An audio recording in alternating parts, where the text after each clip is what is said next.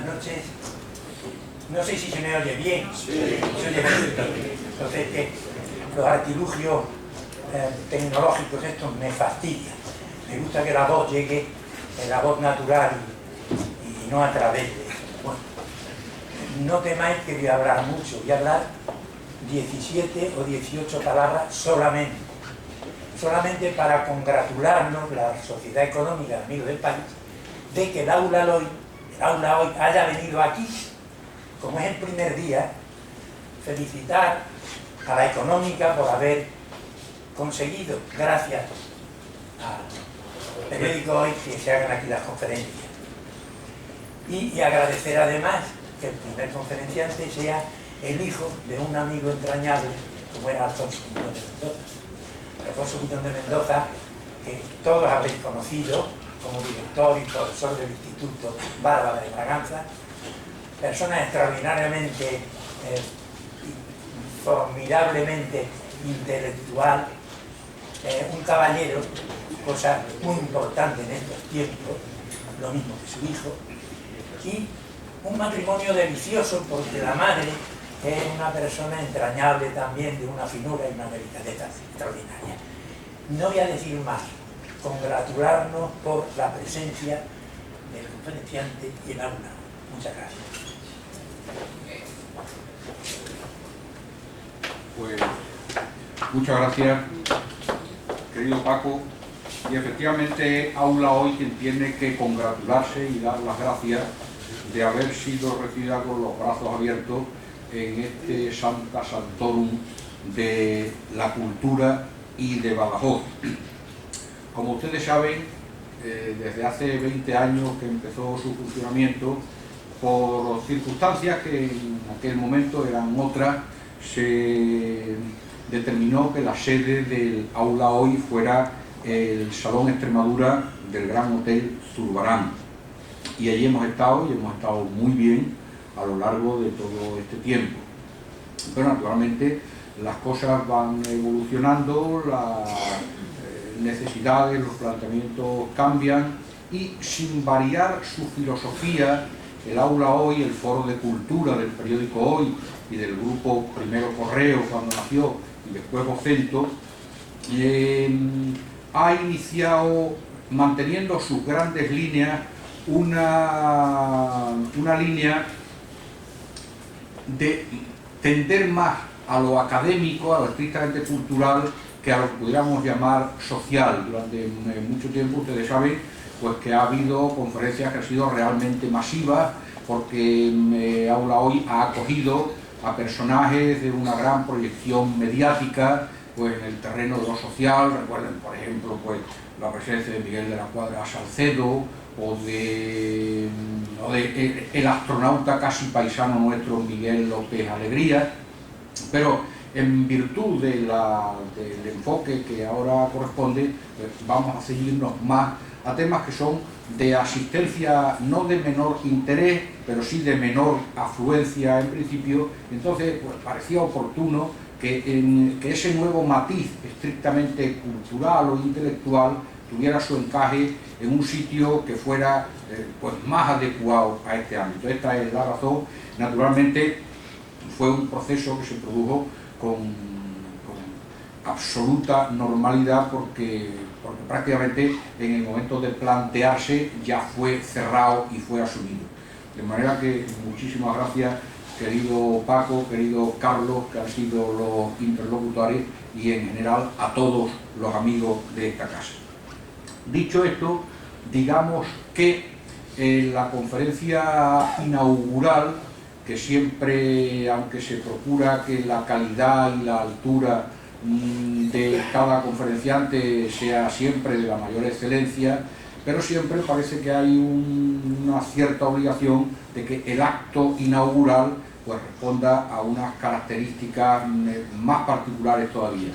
Esa es la razón tanto del conferenciante como del tema que fue sugerido por el conferenciante, porque los contactos primero eran hablar de otra cosa, pero con muy buen criterio digo, hombre, parecería más oportuno, tema que nosotros teníamos en cartera, y sobre todo desde el enfoque, porque este año no cabe duda que la Constitución de 1812, cuyo bicentenario en lo que se refiere a su inicio el día 24 de septiembre, cumplimos exactamente, vamos a tener una sobrecarga de Constitución del 12.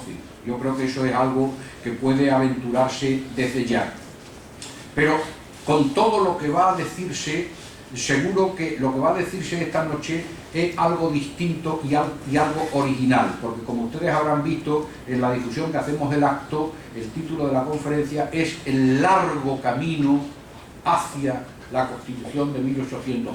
Nos vamos a referir a los prolegómenos, a los porqué de un acontecimiento que fue ciertamente histórico, si entendemos por histórico aquello que realmente tiene una incidencia en el devenir de las personas, de los acontecimientos, de la historia, estableciendo un antes y un después, porque hoy se habla de acontecimientos históricos para referirnos a algo que es absolutamente inane y secundario. Bueno, histórico, ¿por qué? ¿Qué consecuencias ha tenido? Sin embargo, el episodio del que esta noche vamos a hablar sí que fue un acontecimiento histórico, porque fue un cambio radical en la historia de España y el germen, lo comentábamos antes con el conferenciante, de muchas de las situaciones y de las cuestiones que todavía hoy estamos viviendo. Pero en fin, quien tiene que hablar de eso es el conferenciante. El conferenciante que, como decía Francisco Pedraja, nuestro presidente, no se olvide que yo también, además de Aula Hoy y antes, soy socio de la Real Sociedad Económica de Amigos del País, antes porque el director del aula soy hace menos años y socio de la Económica soy hace muchísimos más años. Pues bien, como decía, es un amigo, hijo de un amigo, una persona entrañable, una persona de una enorme categoría intelectual, al que hemos citado mucho en Badajoz, además, no solo por cuestiones de amistad personal, sino porque no hay que olvidarse que en los acontecimientos de exaltación y de recuperación de memoria de nuestro ilustre paisano Manuel Godoy, uno de los pioneros, junto con Manolo Terrón aquí presente, con Paco Pedraja aquí presente y con algunas otras personas, muy pocas por cierto, ya en los años 60 empezaron a levantar la bandera de que había que reivindicar la figura de Manuel Godoy. Pues uno de ellos fue Alfonso Bullón de Mendoza, el padre de nuestro conferenciante. Nuestro conferenciante, Alfonso Bullón de Mendoza y Gómez de Baluguera, nació en Madrid, es catedrático de Historia Contemporánea de la Universidad CEU San Pablo y director del Instituto CEU de Estudios Históricos y también rector honorario de las universidades CEU San Pablo de Madrid y CEU Cardenal Herrera de Valencia, de las que ha sido rector.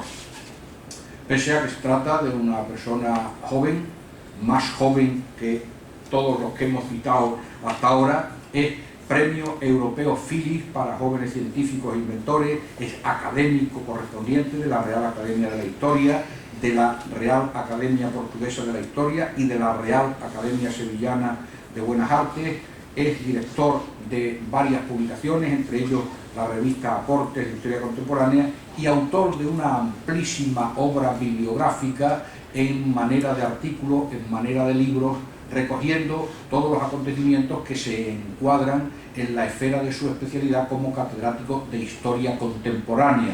La periodista que le redactaba la, por otra parte, magnífica entrevista que publicamos en el periódico el domingo pasado, le decía, bueno, usted igual escribe de la guerra civil que del siglo XIX. Claro, es que mi titulación y mi formación como catedrático de contemporánea abarca ese periodo tan amplio y unas veces pues las líneas de investigación nos abocan a unas cosas y en otras nos abocan a otras. Pues bien, sin más que recordar que es de los pocos conferenciantes que ha utilizado más de una vez Aula Hoy, lo cual se reserva a las piezas particularmente notables.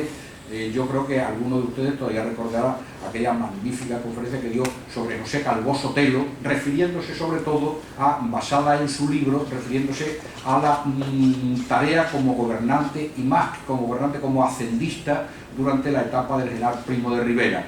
Hoy tocamos otro tema, hoy nos vamos un poquito antes, pero la conferencia, verán ustedes cómo merece tanto la pena y es del mismo rigor que la anterior.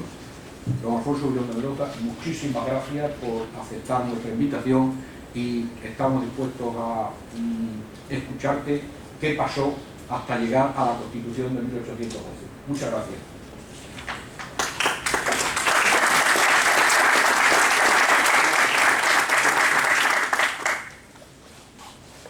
Muchas gracias, Alberto, por la amable presentación que has hecho. Muchas gracias también por invitarme a participar por segunda vez en el aula hoy. La verdad es que para mí venir a Badajoz es siempre un placer. Como ha recordado don Francisco Pedraja, pues mi padre estuvo en Badajoz en unos 15, 16 años y yo los primeros 14 años de mi vida los pasé aquí. Tengo además la alegría de ver aquí a algunos de mis buenos compañeros de colegio de aquellos años y a otras personas que tuve ocasión entonces de conocer. Veo también a don Manuel Terrón Albarrán, que cuando yo era alumno de quinto de carrera, le propuse a mi padre que por qué no hacía la parte de la historia de la Baja Extremadura del siglo XIX, la historia que dirigió de la Baja Extremadura. Mi padre, de luego en mí, yo encantado, eso de hacer la historia de Extremadura del XIX debe ser muy fácil, habrá muchos libros, los lees, los resúmenes, no había libros que resumir, me tuve que ir al archivo de aquí, al archivo de Cortes, al archivo de no sé dónde, pero en fin, aprendí mucho de la historia de la Baja Extremadura, por lo que le estoy agradecido. Y, como decía, es para mí siempre una satisfacción volver a esta ciudad de Badajoz. Pues bien, el tema del que les voy a hablar hoy es un tema que considero importante porque hay que tratar de explicar cómo pasamos de la monarquía absoluta que hay en España en 1808 a un régimen constitucional avanzado, el más avanzado en su época, como el que se implanta con la Constitución de 1812. Es una conferencia que a lo mejor puede ser un poco técnica porque tiene importancia las fechas, tiene importancia en ocasiones las citas textuales, por lo que yo espero que me disculpen si a veces abuso demasiado de estos recursos. Y ante todo lo que habría que empezar es refiriéndonos a la situación especial por la que atraviesa España en el año 1808. Desde finales de 1807, España ha comenzado a ser invadida de manera pacífica por tropas francesas que marchan camino de Portugal para, en virtud del segundo tratado de Fontainebleau, ocupar nuestro país vecino. Esas tropas francesas, sin embargo, empiezan a tener itinerarios extraños, porque ciertamente para ir a Portugal no hace falta ocupar Barcelona, ciertamente para ir a Portugal no hace falta enviar cerca de 40.000 hombres a las proximidades de Madrid. Y eso genera unos recelos en Carlos IV y en el que era su hombre de confianza, Manuel de Godoy, un ilustre extremeño, que aconseja al rey hacer una retirada hacia el sur. Pues si los franceses vienen con malas intenciones, vayamos retirándonos hacia Cádiz, etcétera, etcétera. Esto genera unas disensiones en la corte española, donde ya hay un príncipe de Asturias, el futuro Fernando VII, que está conspirando contra Godoy, ha tenido lugar el famoso proceso del Escorial. Y al final lo que ocurre es que el día antes que vayan a salir el rey Carlos IV y la corte de abandonando Aranjuez hacia el sur de España, hay una sublevación que acaba con Godoy y que lleva también a la abdicación de Carlos IV. En España hay un nuevo rey, Fernando VII, por la abdicación de su padre, pero un nuevo rey que, como tiene el país invadido de franceses, necesita la aquiescencia de Napoleón. Por tanto, Fernando VII va a recibir al emperador, que se dice que va a venir a España. Primero le espera en Burgos, Napoleón no llega, luego va a Vitoria, Napoleón sigue sin llegar, y por último entra en Francia, se traslada a Bayona. En Bayona se encuentra que está su padre le reclama la corona, y al final, tras unos acontecimientos en cuyos detalles no es necesario entrar, nos encontramos con que Fernando VII devuelve la corona a Carlos IV, Carlos IV abdica en Napoleón, y Napoleón designará para España como rey a su hermano José. Pues bien, el 5 de mayo de 1808, el día antes de abdicar, Fernando VII da dos decretos. Uno dirigido al Consejo de Gobierno que ha dejado en España, en el cual le ordena que si se le interna en Francia, declaren la guerra a los franceses. Y otro dirigido al Consejo de Castilla, al que ordena convocar cortes. En el paraje que pareciese más expedito, que por de pronto se ocupasen únicamente en proporcionar los arbitrios y subsidios necesarios para atender a la defensa del reino y que quedasen permanentes para lo demás que pudiese ocurrir. Estos dos decretos no fueron obedecidos. No fueron obedecidos porque cuando llegan a sus destinatarios ya habían recibido noticia de la aplicación de Fernando VII y no se consideran obligados a cumplirlos. Pero quiero recordar porque me parece algo interesante, que la primera persona que tiene el propósito de convocar cortes en la España en 1808 es nada más ni nada menos que el rey Fernando VII. Cuando en el antiguo régimen la convocatoria de cortes se había ido haciendo cada vez más rara. Así como en época de las Austrias, en circunstancias excepcionales, siempre se convocaban cortes, lo cierto es que desde que llegan los Borbones prácticamente cortes hay solo para la jura del príncipe heredero, y las cortes anteriores habidas en España fueron las que en 1789 juran precisamente a Fernando como príncipe heredero de Carlos IV. ¿Qué sucede en España cuando se tiene noticia de las abdicaciones de Bayona? Que las instituciones del antiguo régimen, la Junta de Gobierno, dejada por Fernando VII, el Consejo de Castilla, las audiencias, los capitanes generales, aceptan este cambio dinástico. Sin embargo, lo que también ocurre es que buena parte de la población no acepta el cambio dinástico y se producen sublevaciones prácticamente en toda la España que no está ocupada por tropas francesas a favor de Fernando VII, creándose juntas en defensa de sus derechos por todo el país. Esto es lo que el profesor Artola ha llamado la quiebra del antiguo régimen. Desaparece, digamos, la estructura política del antiguo régimen y tenemos este movimiento juntista. Después de la batalla de Bailén, los franceses se retiran de Madrid, las tropas españolas entran en la capital y se plantea el problema de qué estructura política se da a estos defensores de la causa española, puesto que su rey y toda la familia real están prisioneros de los franceses. El Consejo de Castilla, que era quien en el antiguo régimen tenía el poder legislativo en periodos entre cortes y también el poder judicial, plantea reasumir el gobierno, con ayuda de algunos representantes de las juntas. Pero como el Consejo de Castilla había admitido la aplicación de Fernando VII, está muy desacreditado y no se le admite. Y lo que se decide es que en el mes de septiembre se reúnan en Aranjuez representantes de todas las juntas regionales que se habían constituido en España, entre ellos la Junta de Extremadura, la Junta de Sevilla, etc., y que estos representantes decidan qué fórmula de gobierno se adopta. En los días anteriores a la reunión de Aranjuez, a la reunión del 25 de septiembre, tienen que decidir por qué fórmula adoptan. Hay varias reuniones en esta localidad y hay dos grupos claramente definidos. Un grupo en el que está Jovellanos, que es miembro por la Junta de Asturias, el general Cuesta, capitán general de Valladolid, que lo que son partidarios es de volver al antiguo régimen. ¿Constituyendo al rey? Pues lo que dicen nuestras legislaciones es que tiene que haber una regencia. Y Jovellanos lo que plantea es que además esa regencia convoque cortes para hacer las reformas que sean necesarias. Por otro lado, los representantes de las juntas andaluzas, apoyando en esta al conde de Floridablanca, ministro que había sido de Carlos III y Carlos IV, lo que quieren es constituir una junta central, que con dos representantes de cada una de las juntas regionales de España se constituya la junta central. Esta es la opción que se impone y por tanto el 25 de septiembre de 1808 se constituyó la Junta Central Suprema y Gubernativa del Rey. Una primera cuestión que se plantea es, ¿la Junta Central es un órgano soberano o, como la Junta Central está compuesta por miembros elegidos por las diversas juntas, los elegidos por cada junta tienen que hacer lo que les digan sus electores? Es decir, los elegidos por Galicia, por Castilla y León, por Sevilla, tienen que hacer lo que mande Sevilla, Galicia, Castilla y León, que por cierto son las instrucciones que les dieron los de estas provincias al elegirlos. Tenéis que hacer lo que nosotros digamos. ¿Y qué era lo que se hacía en el antiguo régimen? Que existía el mandato imperativo en las cortes, en virtud de la cual los representantes de una ciudad con voto en cortes solo podían hacer lo que sus electores les autorizaban a hacer y en los términos en los que habían sido autorizados. Sin embargo, lo que deciden los miembros de la Junta Central es que ellos en adelante actuarán con libertad. Representan a España, no a las juntas que los han elegido, y serán libres en su actuación. Esto genera naturalmente a la central muchos problemas, porque juntas como la de Sevilla dicen, estupendo, haced lo que queréis, pero como os hemos elegido, cambiamos a nuestros representantes en la Junta Central.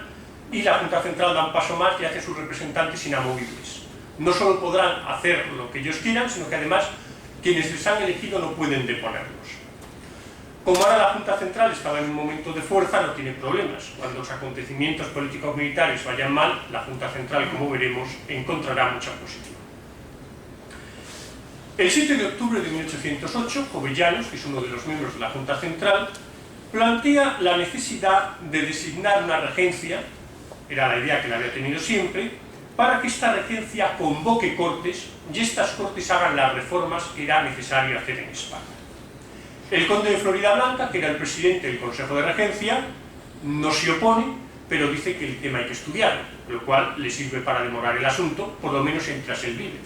Pero el conde de Floridablanca fallece pronto, y en abril de 1809 hay un representante de la Junta de Aragón, Calvo de Rozas, que presenta un escrito pidiendo esa convocatoria de Cortes. Calvo de Rozas parece que lo hace a instigación de Manuel José Quintana. Quintana era uno de los literatos más conocidos de la época. Quintana era el secretario de la Junta Central, con derecho a voz pero no a voto, y para moverse en lo que él quería, que era la convocatoria de Cortes, pues se mueve a través de Calvo de Rozas.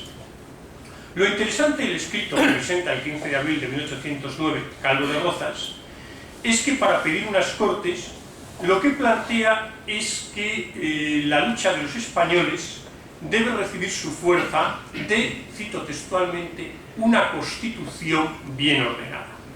Porque en su opinión, y cito también textualmente, los españoles no combatían contra el invasor para poner de nuevo su independencia a la libre disposición de una corte caprichosa, de un favorito ambicioso o de las cualidades personales de un soberano.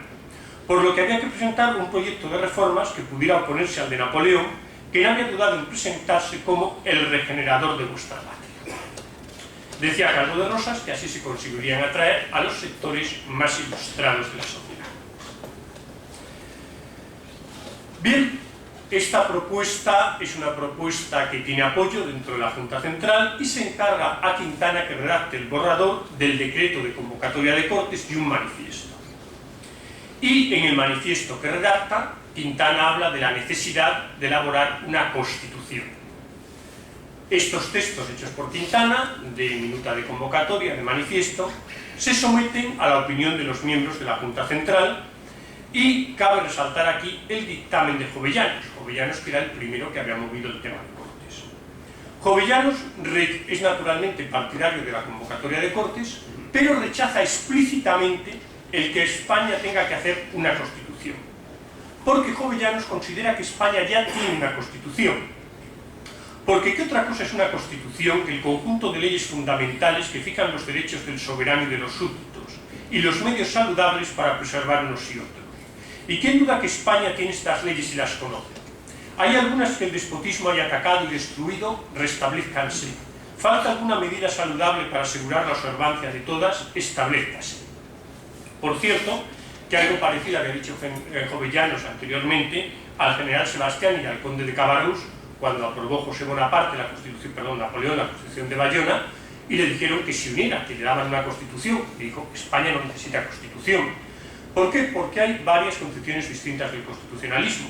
Jovellanos, muy influido por Lord Holland, muy influido por el modelo británico, lo que quiere es una constitución de tipo histórico, que es el conjunto de las leyes fundamentales del país.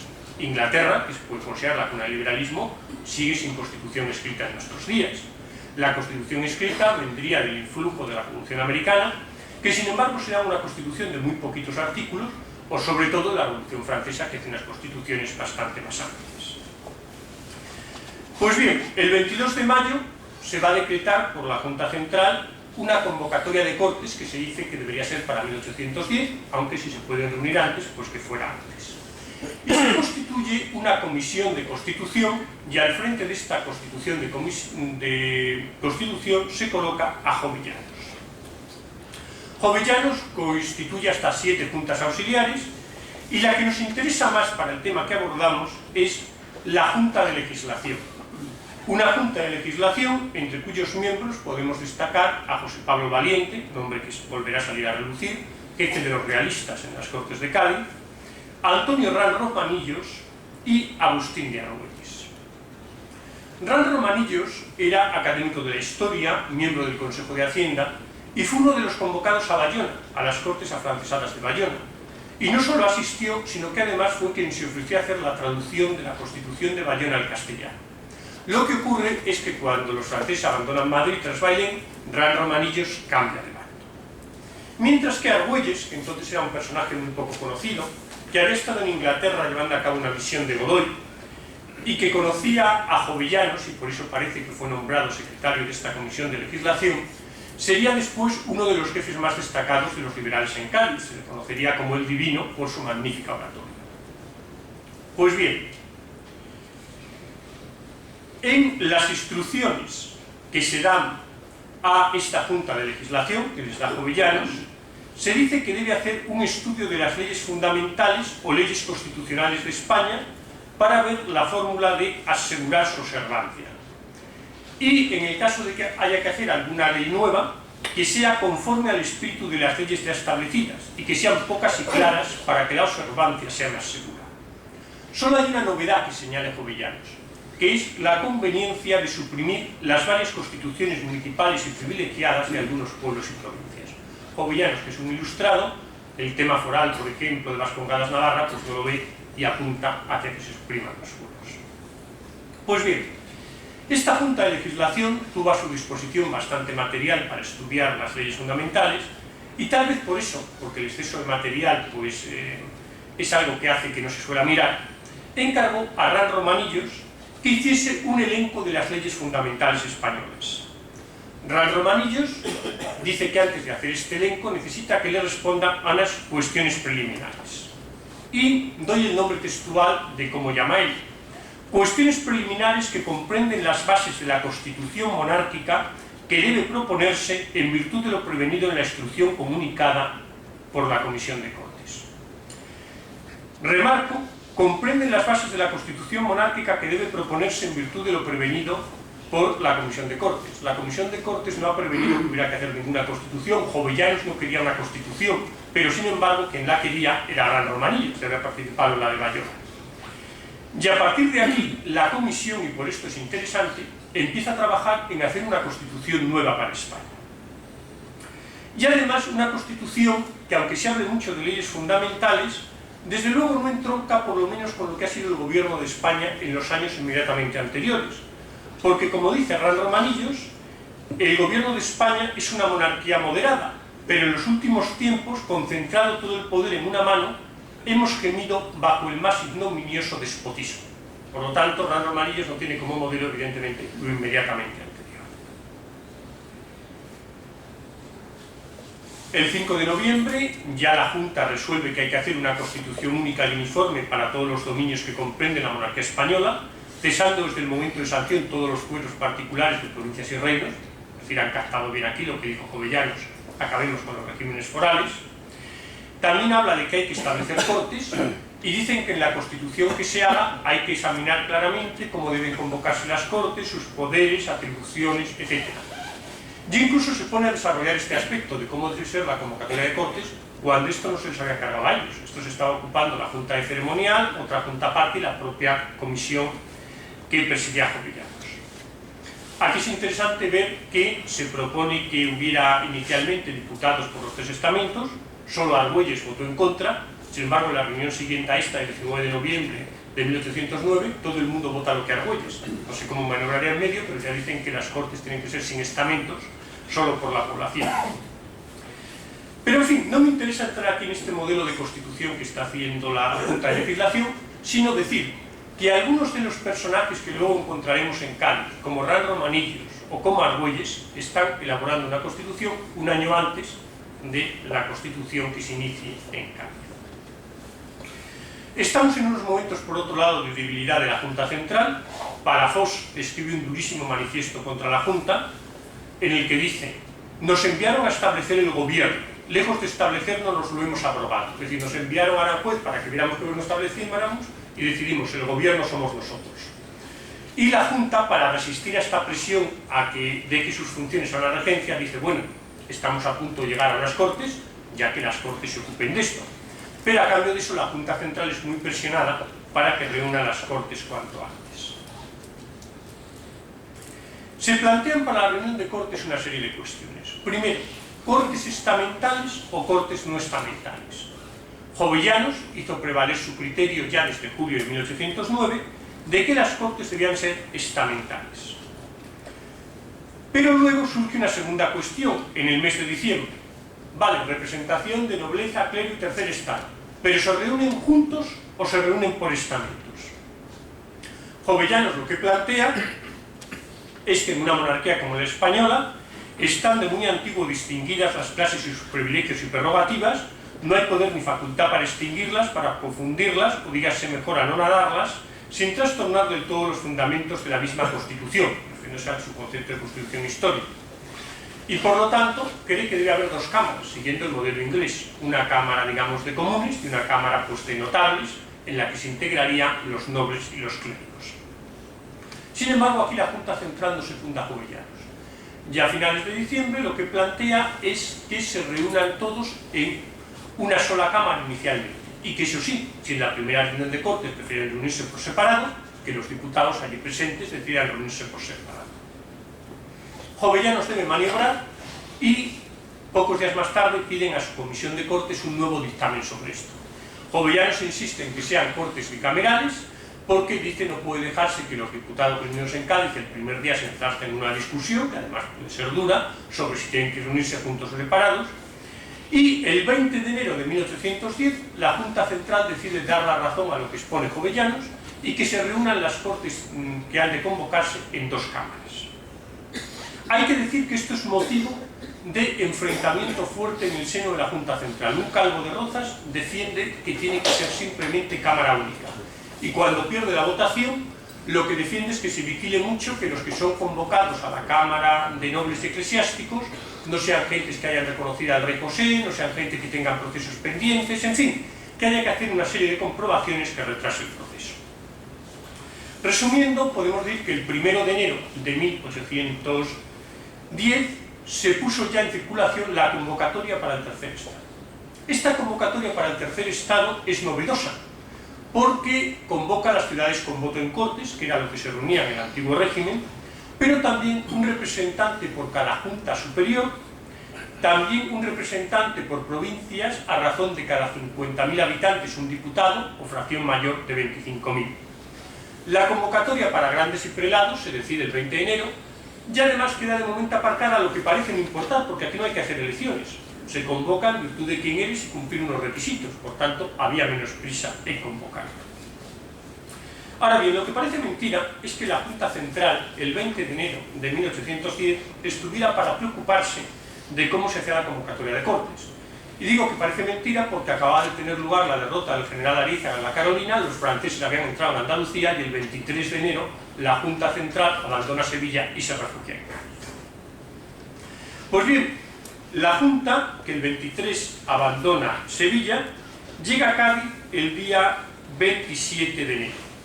Y precisamente, según llega, se constituye en Cádiz la Junta de Cádiz, que deja claro que la soberanía de Cádiz la asume la Junta de Cádiz. Por tanto, la Junta Central, que en el resto de España ya no manda porque está situada en Cádiz, tampoco manda en Cádiz. Los de la Junta Central lo entienden muy bien y el 29 de enero dan dos decretos. Uno en virtud del cual la Junta se disuelve y se constituye una regencia. La regencia se constituirá el 31, aunque todavía no ha llegado a varios de sus miembros. Y otro, que es el que nos interesa aquí, que está elaborado por Jovellanos y por Martín de Garay, que luego sería ministro de Hacienda de Fernando VII, y que regula todo lo relativo a la convocatoria de las Cortes. En este decreto se manda que se expida de inmediato la convocatoria a los prelados y a los grandes de España. Y se regula minuciosamente el funcionamiento de las Cortes. Se dice que las Cortes estarán presididas por la regencia, que tendrán que deliberar en dos cámaras y que la fórmula de aprobar las medidas será a iniciativa de la Cámara Popular, aprobada por ella, pasa a lo que no se apruebe allí, no pasa más arriba, pasa a esa Cámara de Dignidades, donde lo que se apruebe por ella pasa a la regencia, que puede aprobarlo o puede devolverlo por las razones que la regencia considere oportuno. Y si la regencia devuelve una medida, si es necesaria una mayoría de 2/3 en la Cámara Popular, otra mayoría de nuevo de 2/3 en la de Dignidades, y entonces la regencia no tiene más remedio que aprobarlo. Pues es decir, que son unas Cortes muy reglamentadas y muy, digamos, supervisadas por la regencia. Además dice textualmente el decreto: para evitar que en las Cortes se forme algún partido que aspire a hacerlas permanentes o prolongarlas en demasía, cosa que sobre trastornar del todo la constitución del reino podría acarrear otros muy graves inconvenientes, la regencia podrá señalar un término a las Cortes con tal de que no sea antes de 6 meses. Y además, este decreto establece: las Cortes reducirán sus funciones al ejercicio del poder legislativo, que propiamente les pertenece, confiando a la regencia el del poder ejecutivo, sin suscitar discusiones que sean relativas a ello, aplicándose a la formación de leyes y reglamentos oportunos para verificar las grandes y saludables reformas que los desórdenes del antiguo gobierno, el presente estado de la nación y su futura felicidad hacen necesarias. Pues bien, si estas instrucciones dadas por la Junta Central se hubieran cumplido, la historia contemporánea de España podría haber sido bastante distinta a lo que fue. ¿Qué ocurre? Ocurre algo muy curioso, que de los dos decretos que da la Junta Central el 29 de enero, uno se pone de inmediato en marcha, que es el que suprime la central y constituye la regencia, y otro desaparece. Es decir, el decreto que establece todo lo relativo a las Cortes no se circula y no se vuelve a saber de él hasta que Blanco White, un liberal español un poco peculiar, lo publica en Londres cerca de un año después. ¿Qué ocurre? Pues según algunos lo que ocurre es que Quintana, que era el secretario de la Junta y que no le gustaba esta medida, lo guarda en un cajón y se olvida del tema. Naturalmente Quintana protesta que no ha sido, que no tiene nada que ver, y sobre esto pues hay una hermosa polémica, pero que nos da igual. Lo cierto es que el decreto se pierde y no se circula. A todo esto la regencia acaba de llegar. La regencia del tema de convocatoria de Cortes no sabe lo más mínimo. La regencia está bastante preocupada con que los franceses tiran cañonazos sobre Cádiz todos los días. Y por lo tanto la regencia no se ocupa del tema de Cortes hasta el 14 de junio de 1810. El 14 de junio la regencia convoca a Martín de Garay, que era uno de los que ha hecho este decreto que les decía del mes de enero, y le pregunta que cómo había decidido la Junta Central que fueran las Cortes. Y Garay dice que la Junta Central había decidido que fueran Cortes estamentales, pero que como solo se había convocado al Estado Llano, todo el mundo pensaba que se iba a reunir solo el Estado Llano. Lo que por otra parte no hay que olvidar que tenía tradición en España. Las Cortes en España eran estamentales teóricamente, pero desde que Carlos I, quiero recordar que en 1530 choca con el condestable Velasco, representante de la nobleza castellana, porque pide impuestos y no se los da. Ya hay una famosa escena en que Carlos I se dirige hacia el condestable de Velasco con la sana intención de tirarle por la ventana, y el condestable de Velasco decía aquella famosa frase de «Señor, habed cuidado, que aunque soy pequeño, peso mucho en Castilla». Y Carlos I recapacita, porque era verdad que el condestable pesaba mucho en Castilla y no le tira por la ventana. Lo cierto es que la nobleza no volvía a ser convocada a Cortes, y tampoco el clero. Por lo tanto, también hay una tradición en la España de la época de que no se convocaba a Cortes, a la nobleza y al clero. Pues bien, pero, como digo, la regencia ha preguntado, y esto pone nervioso a algunos. Pone tan nervioso que el 17 de junio se presenta ante la regencia el conde de Toreno, que era representante ante la regencia de la Junta de Asturias. Se presenta el canónigo Ugalde, que representaba otra de las juntas, y diciendo hablar en nombre, que lo hacía, de todos los representantes de las juntas regionales que había en España, piden a la regencia que acelere el proceso de convocatoria de Cortes y que además lo haga conforme al decreto del 1 de enero, es decir, solo con el tercer estado.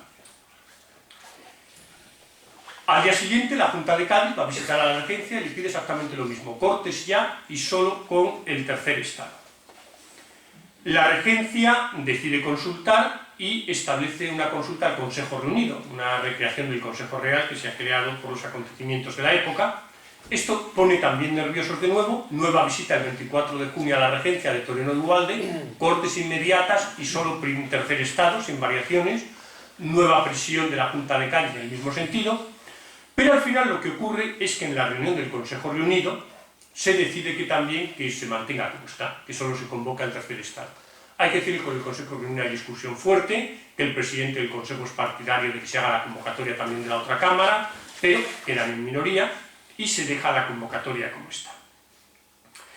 Otra cuestión que se estudia por la regencia es el tema de los suplentes, que se mantiene como lo había dejado la central. ¿Qué ocurre con los suplentes? La mayor parte de España está ocupada por los franceses, por tanto no se han podido hacer las elecciones. Y lo que se decide, tras estudiar el tema, es que, por ejemplo, hay que elegir suplentes por Burgos, diputados por Burgos, pues que entre los burgaleses que hay en Cádiz se elija quién es el representante de Burgos. Y eso en todas las provincias ocupadas por los franceses, se elija un diputado como suplente. Y lo mismo con América, que los 30 diputados de América se elijan entre los americanos residentes en Cádiz. El 8 de septiembre se decide que los diputados suplentes elegidos por España sean 23, que serían las 23 provincias españolas que no han podido hacer elecciones, y los 30 americanos. Por tanto, 53 diputados suplentes que se eligen al momento. En un momento en que en Cádiz solo hay unos 40 diputados propietarios. Claro, lo que plantean algunos es, bueno, ¿y qué legitimidad tienen unas Cortes donde la mayoría de los diputados pueden ser suplentes, que no ha elegido nadie, sino ellos mismos en Cádiz? Y es curioso conocer la opinión de José Pablo Valiente. José Pablo Valiente, que es el que al final, aunque siguiendo los criterios que antes había dado la central, redacta cómo ha de hacerse la elección de suplentes, dice que es igual, que da igual que sean suplentes o propietarios, porque todos quieren el bien de España, y que por tanto no tiene por qué haber diferencia. Y digo que es curioso porque José Pablo Valiente fue después el jefe de los absolutistas en las Cortes de Cádiz. Es decir, aquí estas posturas, mientras que da la sensación que el grupo que será liberal sabía muy bien lo que quería, en el otro grupo pues hay posturas de lo más dispar.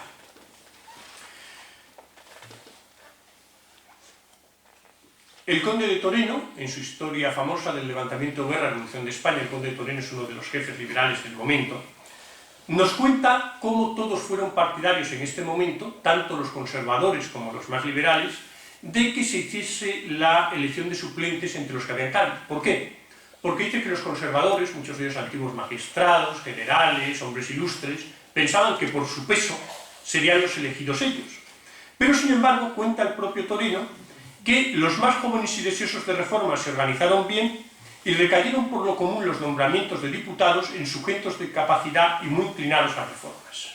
Es decir, la mayor parte de los suplentes serán del bando liberal. Importancia del tema, que como veremos, en la primera reunión de Cortes hubo unos 100 diputados, 50 eran ya la mayoría, es decir, que el bando liberal de entrada va a tener muy ganado el tema de la representación en las Cortes de Cádiz gracias a los suplentes. Pues bien, el 4 de septiembre la regencia acordó que se reuniesen las Cortes tan pronto estuviesen en Cádiz la mitad más uno de los diputados, que estimaba que eran 143. Poco más adelante, se le está presionando por la opinión pública gaditana, los periódicos, la Junta de Cádiz, decide que se abra el 24 de septiembre, haya el número de diputados que haya. Y al final, ante cierta disparidad de cifras, diputado arriba, diputado abajo, en la reunión inaugural del 24 de septiembre, cuyo bicentenario acaba de celebrarse, pues hubo del orden de unos 105 diputados, de los cuales la mitad aproximadamente eran propietarios y la mitad aproximadamente eran suplentes. Pues bien, este es el camino que nos lleva hasta el 24 de septiembre, hasta la primera reunión de Cortes. Vamos a dedicar ahora un tiempo a hablar de qué ocurre el 24 de septiembre, porque los sucesos del 24 de septiembre son ciertamente muy importantes. El 24 de septiembre las Cortes se inauguran en la isla de León, en San Fernando, actualmente. Empiezan con una misa solemne en la iglesia mayor, presidida por el cardenal Luis de Borbón, arzobispo de Toledo, primo de Fernando VII, y allí los diputados juran, por un lado, fidelidad a Fernando VII, en la Santa Religión Católica, Apostólica y Romana, sin admitir otra alguna en estos reinos, y el último artículo de los 4 que se les piden: juráis desempeñar fiel y legalmente el encargo que la nación ha puesto a vuestro cuidado, guardando las leyes de España, sin perjuicio de alterar, moderar y variar aquellas que siquiese el bien de la nación. El juramento se presta por unanimidad, pero el conde de Toreno nos cuenta que se había dado antes a conocer el texto del juramento a los diputados y que había habido varios que no estaban de acuerdo, y los hubo que ponían reparo en acceder a alguna de las restricciones. Pero habiéndoles hecho conocer varios de sus compañeros que la última parte del mencionado juramento removía todo género de escrúpulo, dejando hecho campo a las novedades que quisieran introducirse y para los que los autorizaban sus poderes, cesaron en su posición y adhirieron al dictamen de la mayoría sin reclamación posterior. ¿Por qué es interesante esta cita textual? Porque demuestra claramente que hay un grupo de diputados que, incluso antes de la primera sesión, quieren llevar a cabo unas reformas profundas de lo que es la sociedad española, y detrás se plantean: este juramento que prestamos nos lo permite o no nos permite. Y les hacen ver que sí, que la última parte pues, permite hacer aquellas variaciones que se deseen. Otro tema interesante del que nos habla Toreno es de la importancia que da a que el público participe en las sesiones de Cortes. Durante las Cortes de Cádiz se quejaron mucho los diputados realistas, los diputados absolutistas, para simplificar, que cuando ellos hablaban, desde las galerías de las Cortes se les increpaba, a veces dirigidos pues, por algunos de los diputados del sector liberal, Argüelles, Muñoz Torrero, etc., y que sin embargo cuando hablaban los liberales se les aplaudía y jaleaba. Pues bien, ¿qué es lo que nos dice el conde de Zoreno? Esperaban pocos que fuesen desde luego públicas las sesiones de Cortes, ya porque las antiguas acostumbraron en lo general a ser secretas, y ya también porque no habituados los españoles a tratar en público los negocios del Estado, dudábase que sus procuradores consintiesen fácilmente en admitir tan saludable práctica usada en otras naciones. De antemano algunos diputados que conocían no solo lo útil, pero aún indispensable que era adoptar aquella medida, discurrieron el modo de hacérselo entender así a sus compañeros. Dichosamente no llegó el caso de entrar en materia. La regencia de suyo abrió el salón al público. Bien, he de decir que considero muy interesante que Terona diga que era no solo útil, pero aún indispensable abrir los salones al público, porque significa que también desde antes de que comiencen las reuniones alguien está pensando en que hay que utilizar el público de las Cortes como elemento de presión. El abuso llega tanto que Alcalá Galiano, un liberal de una generación más joven que también está en Cádiz en esa época y por cierto ha dado tiempo más radical que Toreno, nos dice en sus memorias que aunque él era liberal, lo que le honra a gente como Ayo García Pizarro lo que nos honra era que viésemos con disgusto no le venía encubierto el desorden con que los concurrentes a las galerías tomaban parte y ejercían influjo en las deliberaciones de Cortes. Hay que decir que el tema lleva tanto que este diputado, que volvería a citar ahora, José Pablo Valiente, el jefe absolutista de las Cortes de Cádiz, en un momento que, como era luchado en una reunión, pidió sesión secreta de Cortes, estaba previsto en el reglamento, se hizo sesión secreta, hubo un motín en Cádiz y hubo que sacarle de las Cortes, protegido por las fuerzas del ejército, depositado en un barco en la bahía de Cádiz y sacado de Cádiz. Es decir, el jefe realista de Cádiz, en virtud de estos alborotos de Cortes, fue expulsado directamente. Pues bien, concluida la ceremonia religiosa, la regencia abandona las Cortes, decide que las Cortes elijan su propio presidente, regencia que no olvidemos preside un señor del que hablaremos bastante más, el obispo de Orense, que de Quintano, diputado por Extremadura, extremeño. Pues bien, y una vez se elige el presidente y el secretario, toma la palabra Muñoz Torrero, un diputado por Extremadura, y leo lo que pone literalmente en las actas de Cortes. Enseguida tomó la palabra el diputado don Diego Muñoz Torrero y expuso cuán conveniente sería decretar que las Cortes Generales y Extraordinarias estaban legítimamente instaladas, que en ellas reside la soberanía, que convenía dividir los tres poderes, legislativo, ejecutivo y judicial, lo que debía mirarse como base fundamental al paso que se renovase el reconocimiento del legítimo rey de España, el señor don Fernando VII. Bien, sobre esto se habla un poco y de repente Torrero se vuelve a levantar y plantea, cito también textualmente, que uno de los diputados traía preparado un trabajo sobre este importante asunto que podía mirarse como una minuta del decreto que convenía sancionar sobre estos puntos. Ese diputado era Manuel Luján, otro diputado por Extremadura, y se propone allí mismo sobre la marcha una minuta de decreto, de cuyos puntos me interesa señalar los siguientes. El primero, declaraba hallarse los diputados que componen este Congreso y que representan la nación legítimamente constituidos en Cortes Generales y Extraordinarias en quien reside la soberanía nacional. El tercero, se establecía la separación de los tres poderes reservándose las Cortes al ejercicio del legislativo. Por el quinto, habilitaban las Cortes a los actuales individuos del Consejo de Regencia para que interinamente ejerciesen el poder ejecutivo. Por el sexto, se establecía que el Consejo de Regencia vendría a la sala de sesiones a reconocer la soberanía nacional de las Cortes. Este punto se discutió bastante, pero se decidió que no se levantaba la sesión a que esto se acordara y la regencia jurara la soberanía de las Cortes. El séptimo, se fijaron los términos del reconocimiento y juramento que la regencia debe hacer a las Cortes. Y el undécimo y último, se encargaba al Consejo de Regencia que viniese acto continuo a la sala de sesiones a prestar el reconocimiento y juramento prescrito y que se había acordado allí mismo. Pues bien, lo que han hecho las Cortes no puede ser más importante, o sea, nada más reunirse han decidido que la soberanía radica en ellas. Bueno, este es un tema discutible, desde luego según el antiguo régimen la soberanía radica en el rey, no radica en la nación, desde luego. Lo que ocurre es que como el rey no existe, pues es defendible que la soberanía resida en las Cortes, es tema que por eso no va a encontrar, digamos, una gran resistencia inicialmente. Por otro lado, se está diciendo al Ejecutivo que tiene que jurar que aceptará todas las medidas que den las Cortes, con lo cual el Ejecutivo es incapaz de moderar en absoluto lo que vayan a hacer después las Cortes. Y el juramento que se pide que presten los miembros de la regencia es: reconocéis leo la mitad que nos interesa, reconocéis la soberanía de la nación representada por los diputados de estas Cortes Generales y Extraordinarias, juráis obedecer sus decretos, leyes y constitución que se establezcan según los santos fines para que sean reunidos y mandarlos, observarlos y hacer ejecutar. Se llaman los miembros del Consejo de Regencia y juran todos.